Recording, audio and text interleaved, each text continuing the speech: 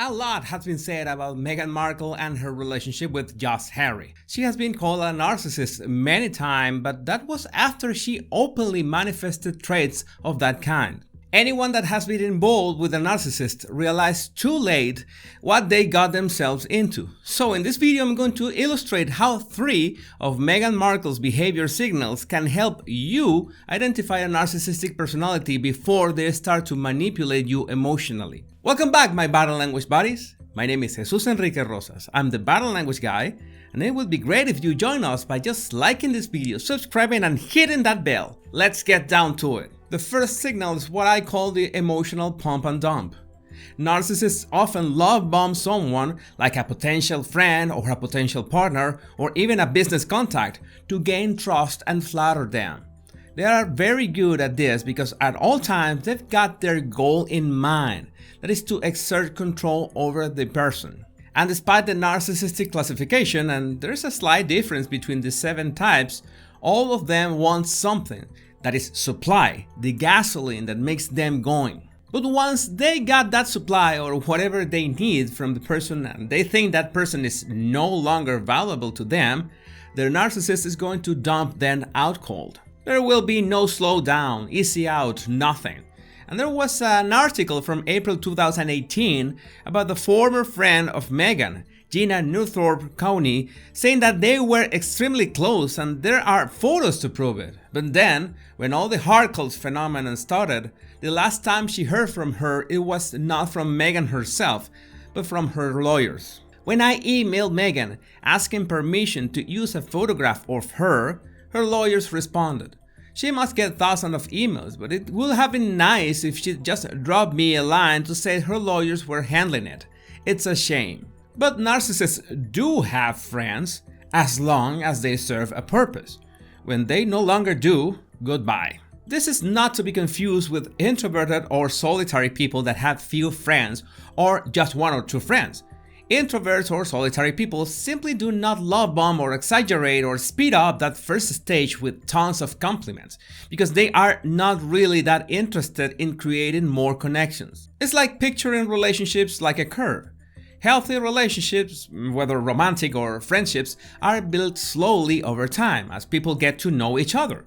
And if they end, and sometimes they do, they usually fade away at the same pace they were nurtured. If you imagine the narcissist relationships curve, it will have a sudden beginning and a sudden end. And as long as the narcissist is getting something from it, whether it's supply, sex, status, or anything else, they're going to keep the person close. So if you are dating or are starting a relationship and you notice that the other person has friends or even family that you've already met because you saw them with certain frequency and then they disappear, like they are never mentioned again, that should raise suspicions. As I've told you many times, there's not one sign but a stacking of signs that can help you reach conclusions about someone's behavior and intentions. But most narcissists make a mistake with their body language, and you're about to learn how to spot it. I've already made a couple jokes about Meghan's mask, that are those moments when she tries to be absolutely joyful, engaging, charismatic, and it slips just for a split second and a totally different emotion shows up in her face. It's odd, sometimes it's creepy, but it's a signal that the person is faking something. Be warned that it's not the same as having tics or uncontrollable spasms of the muscles of the face that can be more frequent when the person is nervous. That can include rapid eye blinking or nose scrunching. What I mean is that state of having a face of delight and then for a split second an opposite emotion shows. It can be anger, it can be contempt, it can be disgust, but it will be so quick in real time you will not be able to rewind it, so you will feel like you saw something, but are not so sure about what. And then you might think that you're just getting paranoid from watching my videos. My suggestion is that you pay close attention to the moment they are interacting with someone that you think they cannot get anything from. For example, narcissists will be more likely to show disdain when they have to interact with someone that they deem not worthy of their attention. It could be an assistant, or a waiter, or service personnel. When they request any kind of attention or ask a question to the narcissist, is the moment that the facade is more likely to drop. In fact, any odd reaction at that moment would be strange. If they are delighted, a waiter talks to them and they suddenly smile, that's not an odd reaction. That's something that complements the original delight. My suggestion is that you get used to spot sudden tensions in people's brows and any tension or projection of the jaw. It's going to be just a split second, but if you get used to really pay attention to people's faces, you will eventually learn how to spot them. Anyway, if you want to level up your body language reading skills, you can download my 100 body language tips right in the description of this video. So Meghan already had shown two behaviors that were suspicious of narcissism, both friend dumping and mask slips. There is another one that is always implemented in a very slow way, so it's very easy to fly under your radar, and that is isolation. Again, many people naturally enjoy solitude, having a very small circle of friends, and that is nothing to worry about. In fact, it can be very flattering that a person like that will open their world to you.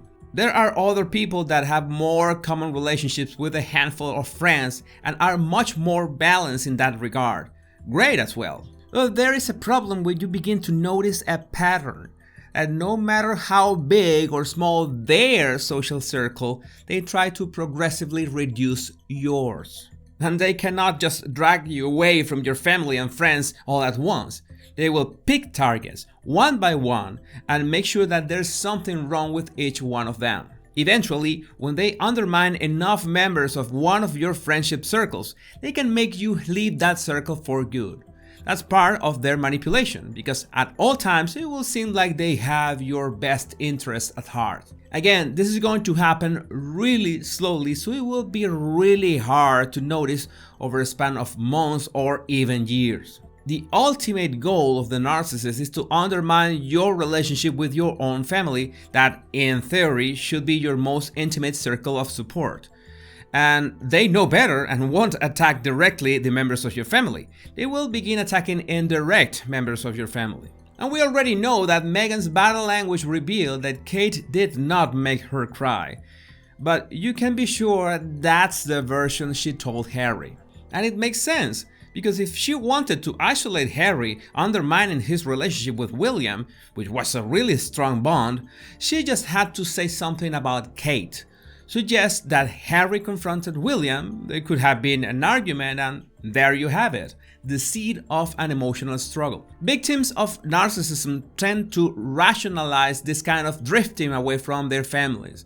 And I found it really interesting that in the Oprah interview, Harry said that both his brother and his father were trapped. That's like explaining his decision of breaking free. He's not breaking free from his family, but from whatever has them trapped. And if they don't respect his decision, so be it.